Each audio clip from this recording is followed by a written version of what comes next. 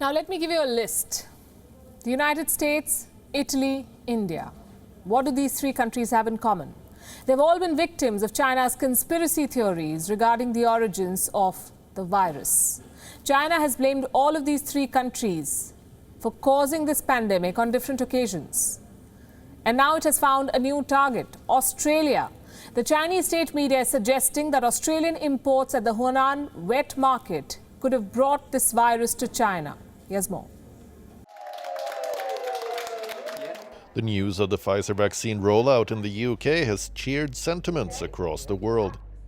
It could spell the end of this pandemic. But nearly a year after the virus started wreaking havoc in every part of the world, there is still no clarity on its origins. The answer is obvious. The writing is on the wall. But the WHO is dragging its feet. Its probe into the virus's origins is yet to yield any results. In fact, it's yet to begin in earnest. Epidemiological studies will begin in Wuhan to identify the potential source of infection of the early cases. Evidence and hypotheses generated through this work will lay the ground for further longer-term studies. The lack of sincerity on the health body's part has given a free run to Chinese propagandists. First, they blamed American soldiers for bringing the virus to Wuhan, then they blamed Italy as the source, and then they named countries like India as the origin of the virus.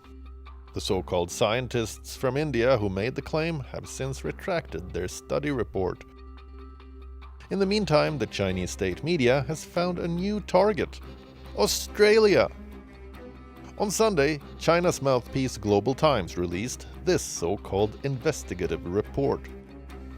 The report suggested that the first cases in China could have been a result of cold chain storage imports from down under.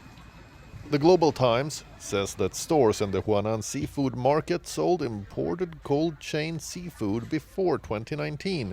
Among the imported items was Australian steak. While the report maintained that there was not enough evidence, the Australia mention is making international headlines. It could trigger another diplomatic firestorm between the two countries. Beijing and Canberra are currently engaged in a conflict on multiple fronts. There's a fierce face-off over Australia's pursuit of an investigation into COVID-19 origins. We did in no way ask for confrontation. It was an investigation that we asked for. There's a diplomatic spat over China's crackdown on Australian citizens. I and the government are very sad and concerned that an Australian citizen, Mr. Kam Gillespie, has been sentenced to death in China. A bitter war of words over a Twitter post about the Australian army. The Chinese government should be totally ashamed of this post. It diminishes them in the world's eyes. And a dispute over Chinese sanctions on Australian wine. Relations between Australia and China have hit rock bottom. The tensions have reached the tipping point.